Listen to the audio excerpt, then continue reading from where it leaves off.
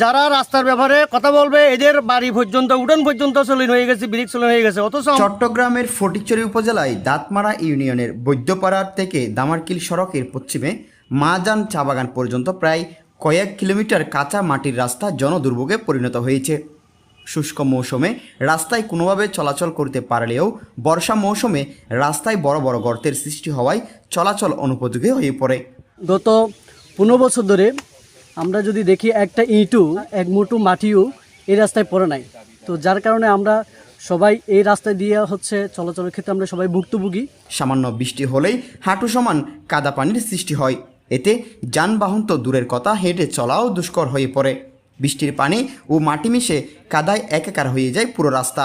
এতে বিপাকে পড়েন দাঁতমারা ইউপির 5 নং ও 6 নং ওয়ার্ড সহ ওই এলাকার কয়েক গ্রামের মানুষ। 2 নং দাঁতমারা ইউনিয়নের 5 নং ওয়ার্ডের বাসিন্দা।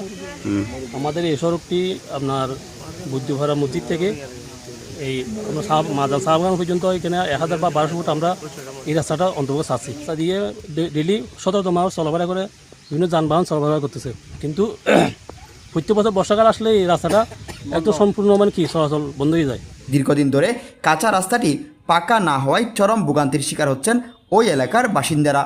আমরা এখানে এতগুলা কৃষক, শ্রমিক, জনসাধারণ এতগুলো থাকতে ব্যবসা প্রতিষ্ঠান, এখানে জায়গাগুলো মাছের ফজেট, মুরগির ফার্ম, গরুর খামার, ফলজ বাগান, বিভিন্ন কৃষির জমি, এখানে আমদানি রপ্তানি আমরা করতে পারছি না।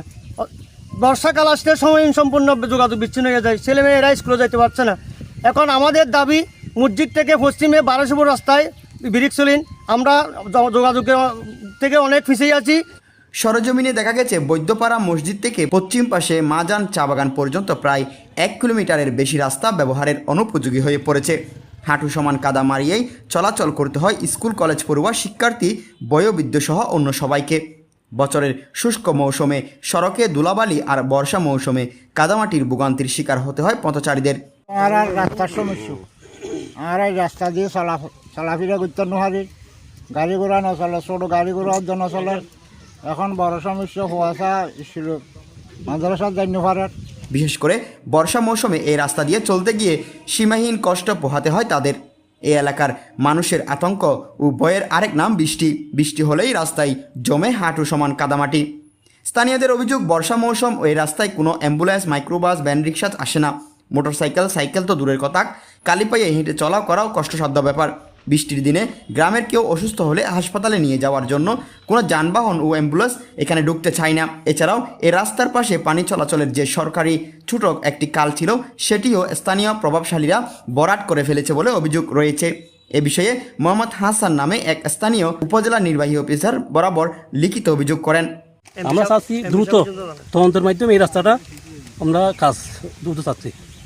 5 নং ওয়ার্ড বৌদ্ধপাড়ার অনেক অবহেলিত, যোগাযোগ বিচ্ছিন্ন। আজকে দীর্ঘদিন ধরে বর্ষাকাল আসলে আমাদের এই যোগাযোগ গ্রামটি বিচ্ছিন্ন হয়ে যায়। দিন বলে যাচ্ছি, অভিযোগ দিয়ে যাচ্ছি, কিন্তু কেউ শুনতেছে না। আজকে বিগত 15 বছর ধরে এই রাস্তার কোনো কাজ উন্নয়ন হয় নাই। এই রাস্তা দেখিয়ে ভিন্ন দিকে রাস্তা ঘুরিয়ে নিয়ে যায়। অথচ আমাদের যেখান থেকে রাস্তা নষ্ট হয়ে গেছে, ওইখানে আশেপাশে সম্পূর্ণ রাস্তা পরিপূর্ণ। বুদ্ধপাড়া এখানে প্রায় 5 থেকে 7 হাজার মানুষের চলাচলের রাস্তা এটি।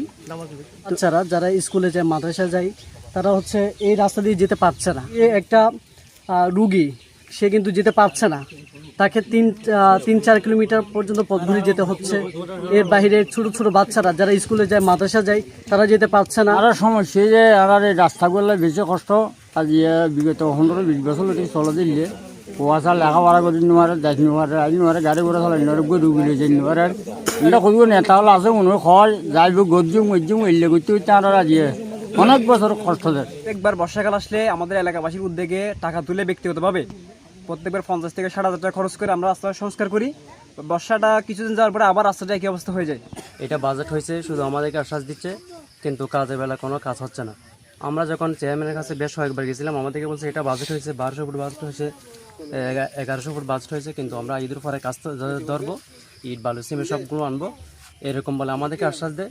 কিন্তু এভাবে আমরা আশ্বাস শুনতেছি প্রায় 5-6 বছর পর্যন্ত।